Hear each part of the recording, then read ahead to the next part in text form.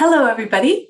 I think we can go ahead and get started. If that's not correct, I hope somebody from the Charleston team will stop me.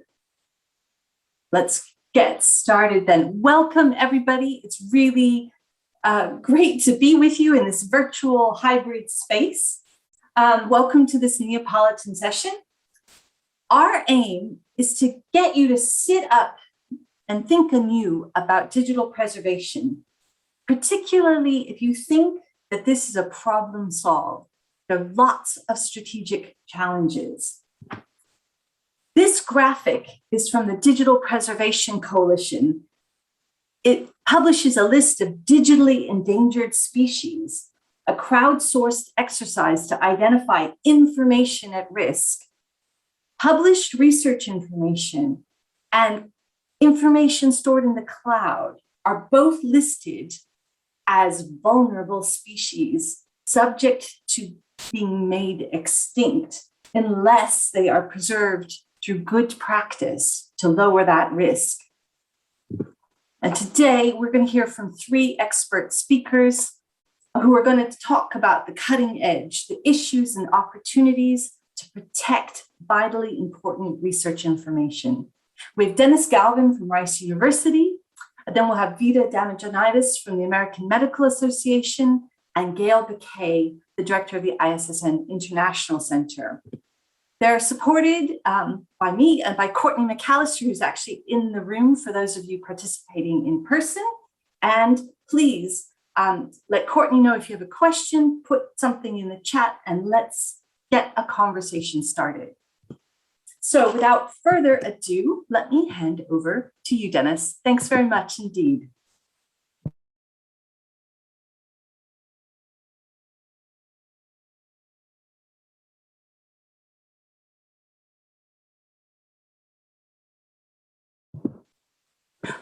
Denis, you may be on mute.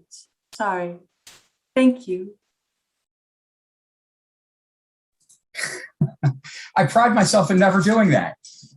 So I'm Denis Galvin. I'm the AUL for IT and Technical Services at Rice University.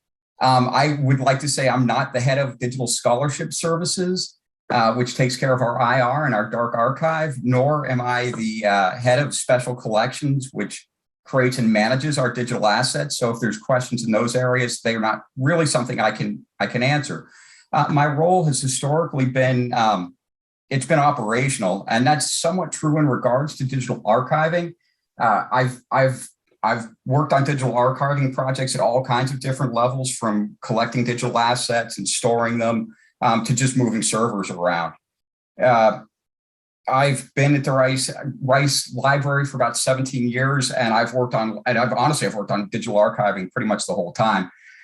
I think it's important to talk a little bit about Rice University and what it is, because there's going to be a little bit of a theme in this very short opening to this. We're a research university. We're top 20 in endowment. We are an ARL library. And I would describe us as having access to good resources, maybe fantastic resources at Rice University. I went to a small private college in Vermont at one point in my life. They had the same needs as Rice University in terms of digital archiving, but they by no means had the same resources. It's actually since closed, and I would bet that anything they had in terms of digital assets are probably very difficult to find.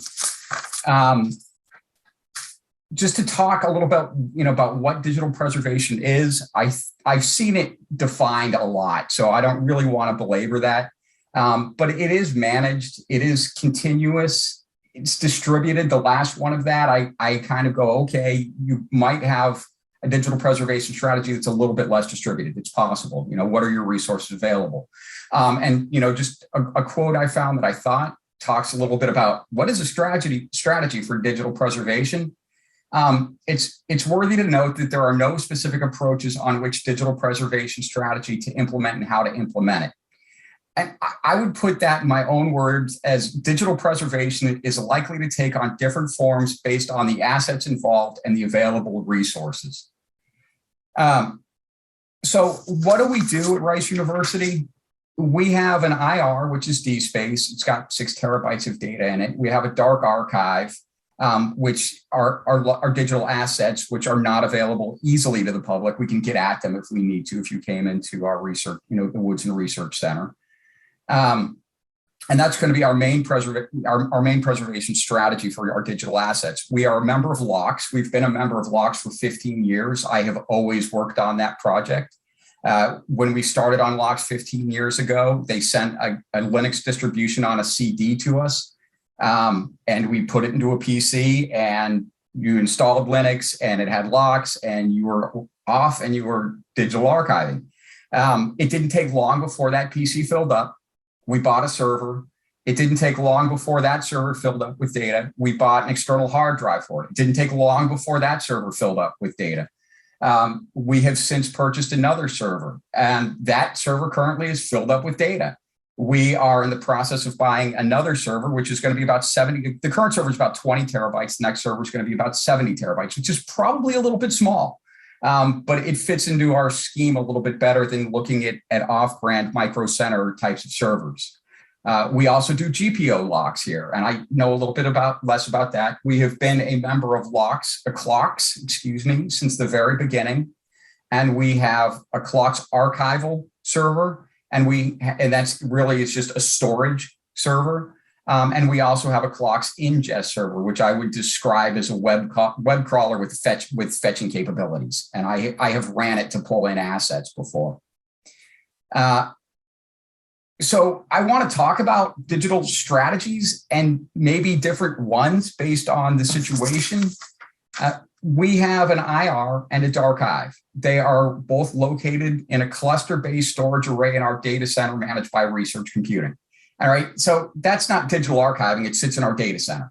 The data, if something happens to the data center, and I'm always like a tornado during a hurricane, wiped it out, those assets would be gone. We have regular backups of it, and backups, the difference between a backup and digital archiving is backups are business continuity. They're to get you going tomorrow when you've lost something today. We lost the access to our high density storage server at one point in time this year. We grabbed the backup, we put it in place. Nobody even noticed that it happened, which was a very good day for me. But we take regular backups, but we also push off to Amazon Glacier. So we have a copy that's in our data center. We have a copy that's in Amazon Glacier. And for our IR, we also do 2 pushes a year to DuraSpace. And for those who don't know, DuraSpace is kind of a back end to DSpace. It's also in Amazon. And there's some of these, I was writing this up, I was like, where's our DuraSpace going versus where's our Amazon Glacier going? Because they could be going to the exact same data center. They could be going to Northern Virginia, which is we typically use. And that's something we might want to look at. But so that's a really strong strategy to me. Our dark archive is copied to Amazon Glacier, and it's copied to a separate geographic location, which is honestly a drive located somewhere in the library at Fondren. It's a different strategy. They're different assets, different resources available. Not everything go to DuraSpace. It's got a cost associated with it, but it's redundant. It's distributed. Those are digital archiving strategies. They're different, but they work. And CLOCKSS is different again. And again, one of the things that always strikes me is the assets. And the assets in CLOCKSS are different than the assets in anything that we create locally at Rice. They're content created by the academic community in partnership with publishers. They're kind of our assets. They're the scholarly record. And I've always thought the danger could be in publishers going, well, your digital strategy is to push to Glacier and DuraSpace. Why can't we do the same thing? And I would say the assets represent something different entirely, that we're better off partnering in this area. It's a mirror repository, sites at 12 major academic institutions around the world, which guarantee long-term preservation and access. And as I'm talking about swapping out lock servers over the years, it's managed. That's the continuous. And I would say a similar thing to CLOCKSS. It is highly managed. It's an extremely well-managed digital archiving scheme. And one of the things, and I wanted to make sure I read this, it's a mirror repository in sites around the world.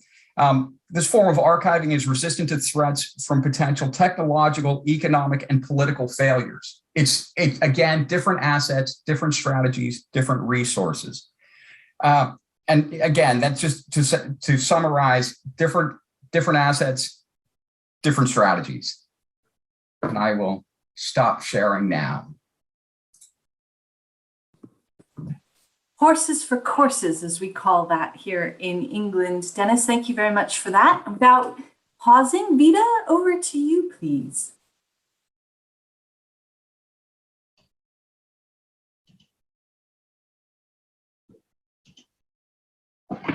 Good afternoon, everybody. My name is Vida Damijonaitis, and I am the Director of Worldwide Sales for the JAMA Network. Alicia asked me to talk a little bit about preservation from the perspective of a publisher. The JAMA Network is the journal publishing arm for the American Medical Association. And just as a little bit of background, the AMA was established in 1847 with very specific goals of scientific advancement, creating standards for medical education, launching a program of medical ethics, and improving public health. And after 174 years of existence and hundreds of projects, the AMA has its own deep culture of archiving and preservation. Physically, we maintain over 90 historical collections that include photographs, films, documents, artifacts, and other memorabilia. If you ever came to the AMA for a meeting and kind of walked around in between all of our conference rooms, you would find many old medical devices on display that are both fascinating, horrifying, and really show how far medical science has come. We also maintain digital archives of documents going back to 1847 of various meetings, past policies and positions that would today be considered both positive and negative, speeches, and other information. The JAMA Network is a collection of 13 journals. JAMA is our flagship title. We publish 8 specialty hybrid journals and 2 fully open access journals, JAMA Network Open and JAMA Health Forum. In the mid-2000s, JAMA, like many other publishers at that time, started a project of looking at digitizing our back files back to Volume 1, Issue 1. And as I was thinking about this introduction to this panel discussion, it really struck me how much these digitization projects really changed how our industry really viewed digital preservation in general. By this period of time, almost all publishers had their own websites, which meant we started getting much better at creating digital assets. However, those digital assets started at a specific point in time and they went forward.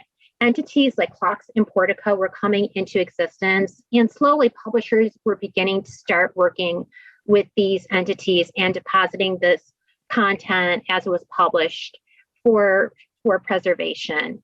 But the problem at that time was most of all of our archives were still in print.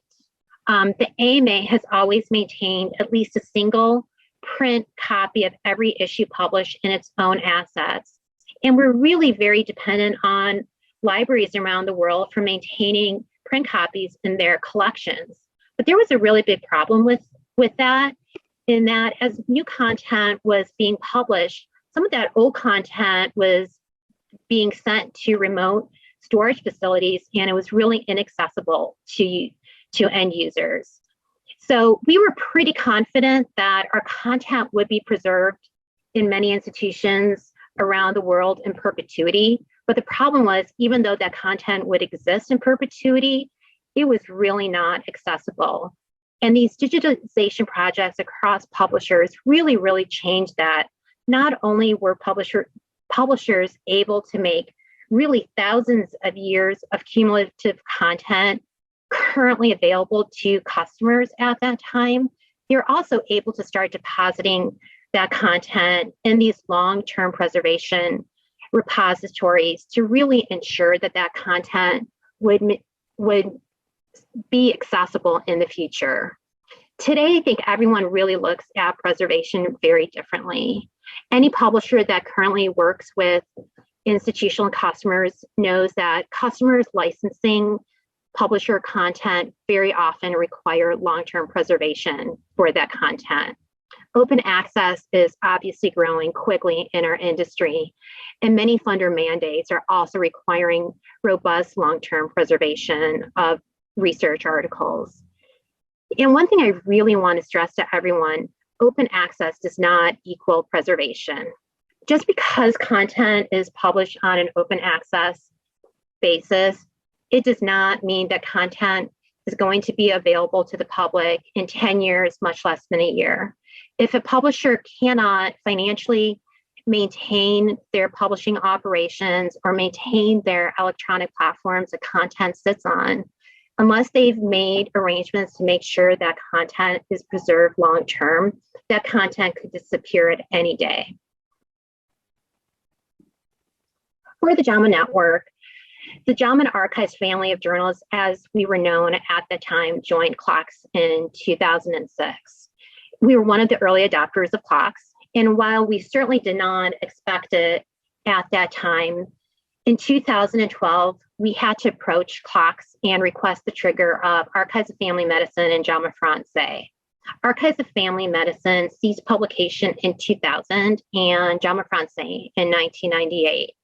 We maintained that content for many years. We made it openly available, but in 2012, we underwent a very large transition of our electronic platform.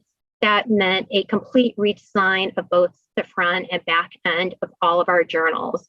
And it was completely financially unfeasible for us to transition to journals that had been out of print for as long as they had been. The content eventually was triggered by CLOCKSS. And I'm both a little bit happy and sad to say that content is relatively heavily still accessed through CLOCKSS. It's good to know that content that we were no longer able to host is made available and people still want it. As a publisher, we never want to not host our content if we can help it at all. The last year and a half has really shown us that we have to expect the unexpected. No one really knows what's going to happen in the future. And I really want to send a message to my fellow publishers as a former Girl Scout, always be prepared. We don't know what's going to happen in the world. We don't know what's going to happen with our organizations. And we have no idea what new disruptors the publishing industry is going to face. All of our organizations put a lot of time, effort, care, and money in producing the content that we do. And I think it is really part of our responsibility to make sure that content is preserved for the future in a way that's accessible to users in perpetuity. And we just don't know what we're going to face in the future. So I will pass it on to Gaëlle right now. Thank you ever so much, Vida. And kudos to AMA for being so far on the front foot with this. Gaëlle, over to you. Thanks, Alicia. So sharing my screen now. Starting there.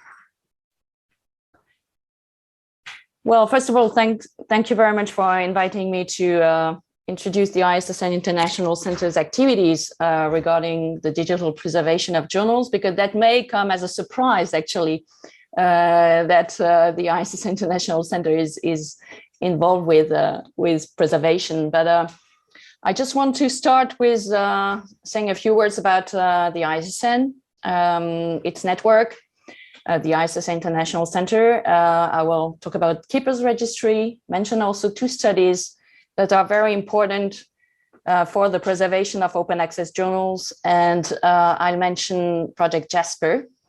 So to start with, and maybe you're familiar with the ISSN, but it's the identifier for journals and continuing resources. And it's also an ISO standard, ISO 3297, and the latest version was published actually in 2020. At the ISSN International Center, we work with 93 national centers around the world, and we have assigned so far 2.8 million ISSN, and out of which actually nearly 300,000 have been assigned for digital resources. So where can you find information about these titles, print, digital, and the description, some information about them? Well, you can find that on the ISSN portal, and we've released some core data that is free for all to crawl and manage. And we have some complete data available on subscription only. And we have also free services, and Keepers Registry is one of these services which are free for everyone. And Keepers Registry actually aggregates information about the preservation of digital titles. This information is supplied by 13 agencies, archiving agencies around the world. And recently we've added 2 more agencies to this service, and the number of journals archived and that we know are archived actually is reaching 70,000 titles approximately. So we have 13 active agencies, I've just mentioned that, and 2 inactive agencies, meaning that we keep their data, but they don't update their data anymore. So you can find more information on our website, and you have the address there. So why is Keepers Registry important? Actually, we want to use Keepers Registry as a way to track the global digital preservation effort. And through the statistics, which are also available on the portal, on Keepers Registry, we have, we have a few, some hints on how digital preservation is occurring around the globe. The journals which are the most preserved are published in Germany, Netherlands, UK, and USA. And that's something very important. And we see that when we analyze actually the data supplied by our partner agencies. When a national preservation program is set up, we see that these agencies focus on the titles published in the country or in the local language and across countries. I will show you, later some slides with statistics about the titles and the distribution of titles. And PKP, Public Knowledge Project, is a noteworthy exception because when we analyze the structure of the titles preserved by PKP, we see that Indonesia, Brazil, the USA, Italy, and Spain rank first. So that's really interesting when we compare this data with the data of other agencies. And we've also created a list of titles for internal purposes, of titles which are indexed by the DOAJ and Crossref, which are not yet preserved. And there are nearly 10,000 titles published in Indonesia, for example, which are listed in DOAJ or in Crossref that actually are not preserved by any agency contributing to Keepers Registry. Maybe, of course, they are preserved by other agencies, but that's something we would like to investigate. That's really important. You may be aware of 2 important studies on the preservation of open access journals that have been released recently. And Vida, in her expose, was also mentioning the fact that open access does not equal preservation. And these studies, have shown that actually this is really the case, showing, for example, Laxo, Matthias, and Jan have evidence that nearly 200 titles disappeared from the web between, I don't remember the precise dates, but between 2005 and 2020. So we are really aware of, the importance of preserving the diversity of the scholarly record. and preserving also open access titles. And this is the reason why we've partnered with DOAJ, CLOCKSS, PKP, Internet Archive, to actually start a project focusing on open access titles at risk of disappearing. So it started last year, and the idea is to actually test the concept and create routes for open access journals to benefit from preservation services. So in a nutshell, I won't be too long. Some open access titles use open journal systems, and this application allows for preservation in a rather easy way within the PKP private network. So that's the first route we would like to promote with open access journal editors. The second route would be that actually some titles registered in DOAJ able to provide their content and some metadata can choose to be preserved by CLOCKSS, and those who cannot offer content or metadata will be harvested by Internet Archive. And the role of Keepers Registry within this, process will be to publicly report on these preservation efforts, and as I've just explained, also provide statistics on how the process is evolving. Thank you.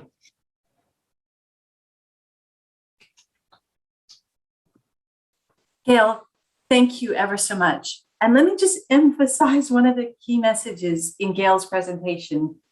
42,700 journals indexed by DOAJ or Crossref, for which there's no clear evidence of preservation. I mean, that's mind-blowing. So again, if you've walked into the room or joined us on Zoom today thinking digital preservation, tick, problem solved, that's not the case. There is a lot of important, valuable content that's part of the scholarly record and needs to be accessible long-term to preserve. And we're facing new challenges with COP26 on right now. We're all thinking about the environment and the digital footprint of all of our distributed digital preservation services, a key environmental question and challenge for the future. So there's lots for us to be discussing and digging into. Let me pause. We have some opportunity now for audience participation. So Courtney, can you let us know if there are any questions from our audience in Charleston or on Zoom?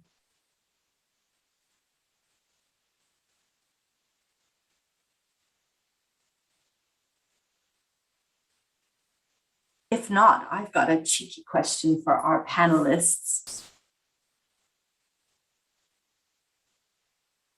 I think there is a question from the audience. I've seen something popping on my screen.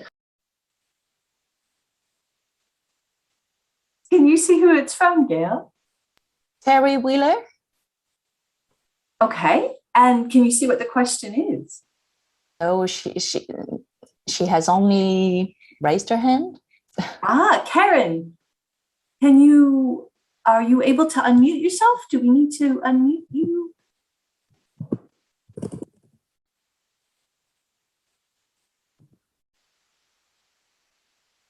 I've got two Karens.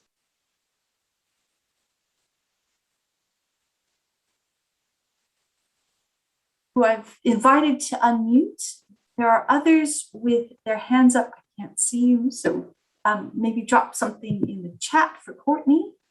While we're waiting for the Karens to join us, can I just ask about that question about the greening of digital preservation services?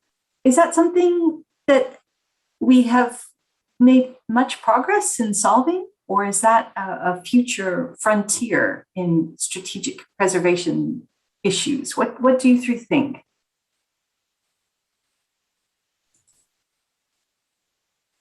Well, I can start with that, or if it's okay. Actually, I was very surprised when we started, discussing about this issue, to see that, for example, in the Digital Preservation Handbook from the Digital Preservation Coalition, for example, there is no recommendation to mitigate the environmental impact of digital preservation. But maybe that's the reason for that is that in 2015 that was not such an important issue, or was not considered as such. And more recently at IPRES 2021, I'm not sure there was any presentation about sustainable digital preservation. But actually, I was really interested in an article that some of you may have heard of, published in 2019, which is entitled "Towards Environmentally Sustainable Digital Preservation." And the authors of this article identified several paradigm shifts in the assessment, the permanence, and the availability of digital content. They were actually, in this article, they emphasized selectivity, actually assessing the digital content to ensure that only content with enduring value is permanently preserved. Also, regarding permanence, they recommended elaborating some acceptable levels of information loss and spacing out file integrity checks. So I think that's really not the kind of speech we can hear for the time, currently regarding digital preservation. There is also another point of attention, which is the number of archived copies. And I would like to refer also to an article by Dempsey and Lavoie, dating back from 2004, that emphasized digital preservation as a cooperative effort that would also minimize redundancy, meaning the number of copies, actually. And finally, regarding availability, there is, in the article from 2019, there is also some, let's say, a remark about users who expect near constant availability of these materials, which have been preserved. And the authors recommended the implementation, actually, of an on-demand strategy of delivery. So I think this is really a very, important issue for all preservation agencies. I guess I'll take this from what I would consider at least to be an economic standpoint, because I assuming it's possible that moving digital archiving to the cloud eases some of the environmental problems. And there's an assumption there that the cloud is going to ease that. Right at the moment, the cloud, and it kind of speaks to what Gaëlle said about checksums, because the way the LOCKSS network works. Right now, if we said, okay, we're going to move this network over to Amazon's cloud-based service, it's $23 per terabyte in that service per month. And if you look at the CLOCKSS boxes, my understanding, have about 150 terabytes on them. So you're looking at upwards of $3,000 to $4,000. You're looking at $3,000 to $4,000 a month, so $40,000 some odd dollars a year. It's not really economically sustainable to move this network over to the cloud, and assuming the cloud actually helps this environmentally. And I would say that even locally, when I look at our local storage versus just buying a server, I can buy 70 terabytes for about $8,000. They want to charge me about $9,000 a year per that. So over the course of 5 years, I'm in IT. I've been buying servers for years. 5 years is my cost, $45,000. It's much cheaper for me to buy a local server. It might be more environmentally friendly to move that over into the Isilon storage system that the university is using.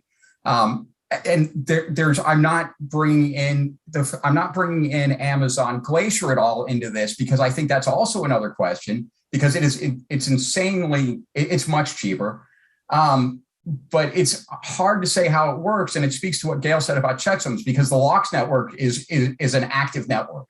And you can't just go, oh, I'm going to push this away. And it's what people have been saying, oh, we're done, and that's kind of what Amazon Glacier, I don't know if it advertises itself that way, but it's sort of thought of that way. Oh, I put it in Amazon Glacier, we're good now. So I think eventually this will move to the cloud. It'll move to storage centers. When I started all this, I worked at Carnegie Mellon many years ago, working on the Million Book Project. And we just started tipping a terabyte of available storage at the time. And we're really just starting to tip into available petabytes. So we are, at some point in time, we may see storage just dwarf our needs. At least that's a fantasy, whether that will be the case or not. Anyways, we're talking about the greening of this. The cloud may provide some help. It's just not there right now from an economic standpoint as I see it. Thank you both ever so much for this.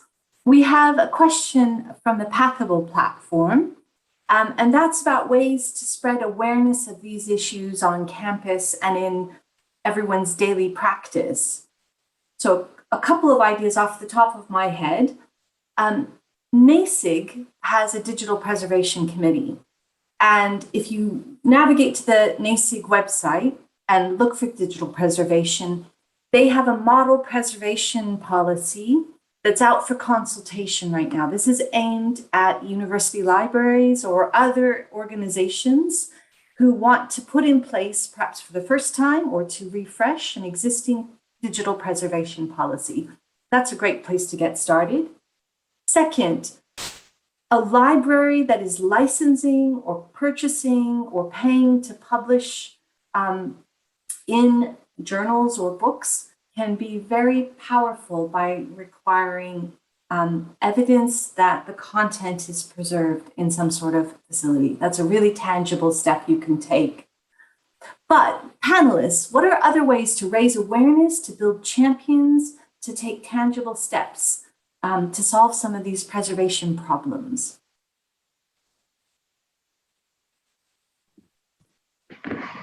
I do think that, like I said, many institutions right now are requiring their publishers have that. And I actually think that that's something that institutions, as you license content, it should be a requirement. I think publishers, it is a responsibility of the publishers to make sure the content is preserved in perpetuity. I think the funder mandates, while it's really hard for all of us publishers to follow each one of them because they tend to be so different. If that is, I think that is a consistent point. It's a really logical point. If funders are paying to help authors publish their content, the expectation that that content is going to be preserved in some way in perpetuity is important as well. So I think that that's another conversation to have with your authors as they publish. That's a question to ask of the journals they're publishing with.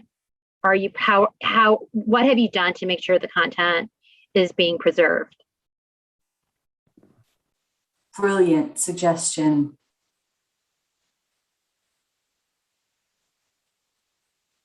Other ideas? Tangible steps we can encourage our colleagues to take? I find this one challenging, but this question challenging. Getting faculty involved. I do, when I go look at publish, I've published some articles before, and when I do go in and I see that it's preserved by CLOCKSS, I think, oh, that's cool. And if the faculty members are on board with that, and it might be maybe marketing, I don't know.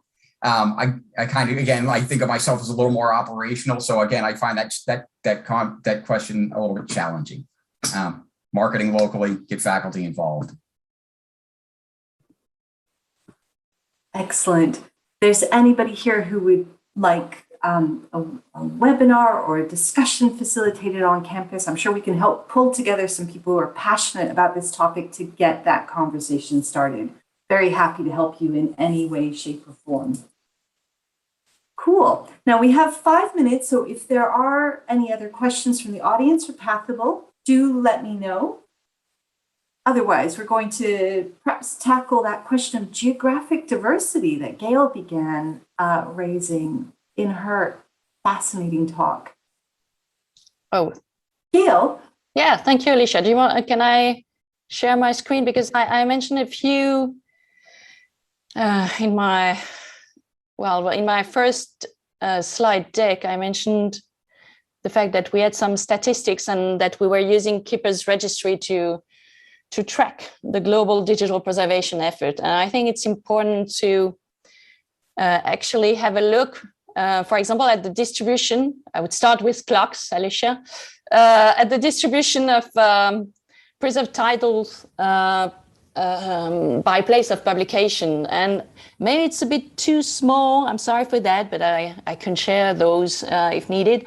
You see that here, United Kingdom, US, Netherlands, Germany, Switzerland, Italy. Okay, so these are the places where most titles preserved by CLOCKSS are published. And that's based on information supplied by CLOCKSS to the Keepers Registry, of course, that we can analyze.